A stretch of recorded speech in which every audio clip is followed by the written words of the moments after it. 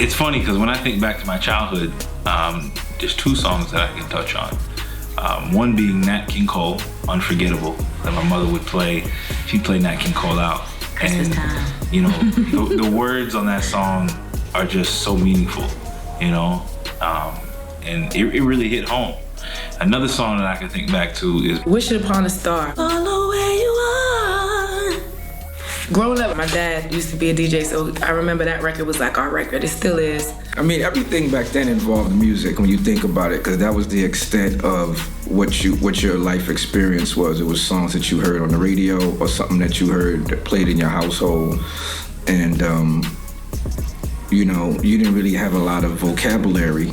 So you would listen to the words from the song and try to use the words from the song on the girl you was talking to, and you try to remix it a little bit to try to make it your own, you know what I mean? So you trying to say something that you know somebody else is not gonna say to her, and something that'll make her go, ooh, hey, that sound kind of, you talking something there, young fella? You know, I'm definitely a big fan of love. And, you know, feeling like the emotion, the feeling of it, you know, how it takes you on a journey just all in itself. It doesn't necessarily have to be, oh, you're the one for me.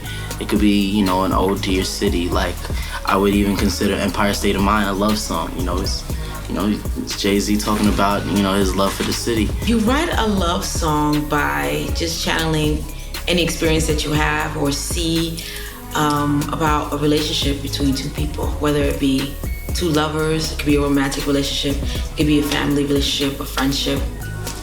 And you just, you know, express yourself as colorful and as deep and as emotional as possible. The artists that come to mind for me off of, you know, right off the top of my head would be Musiq Soulchild, Love. Musiq Soulchild, Love.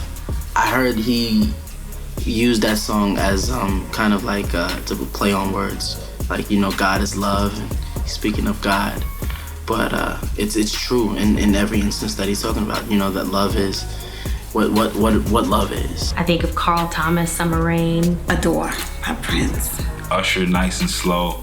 I hear that song and it's just like, whew. Marvin Gaye, Sexual Healing.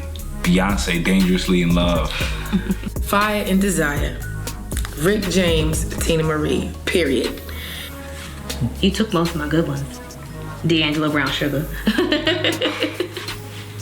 Hearing those songs definitely, it definitely changed my outlook on women. You know, I guess I got a shout out to Barry White and all of them for teaching me how to be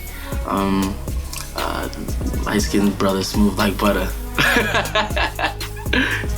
That was major in the black community, dealing with the quiet storm. I would invite a young lady over to the house because my parents may have went out for dinner and I had the house and I timed it perfect so that by the time the quiet storm comes on, I know that by the time it's getting ready to go off, my parents will be coming home. So I got my little friend, she come through and... My name is Vaughn Harper. I welcome you to the and I'm like, whoa, right on time. I got the lights dim. You'd have thought I was a bachelor. You thought I might have been living alone. The impact of today's songs, I don't know. Can I tell you I'm old school? So I don't like the tone of it. It just is like, got a big booty, smack. You know, that's a love song for today.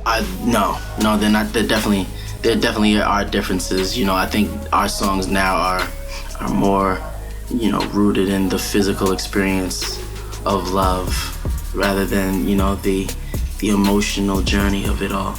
And I always think, what do these school kids have now? Like, how do they go about having a crush in school and, you know, all of that? I can't fathom what it's like today in the junior high school setting. It's just a sign of the times.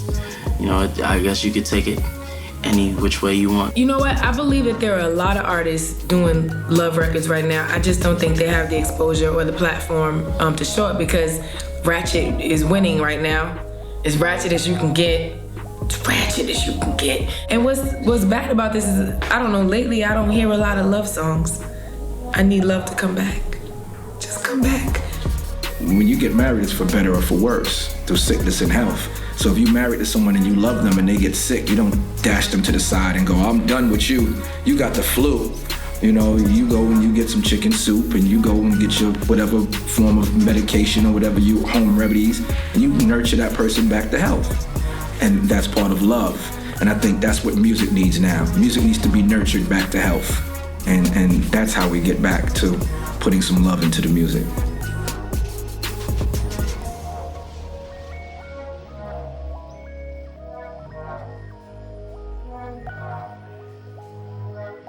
Let's make love. We love clearing your music 24/7 at Ample Samples.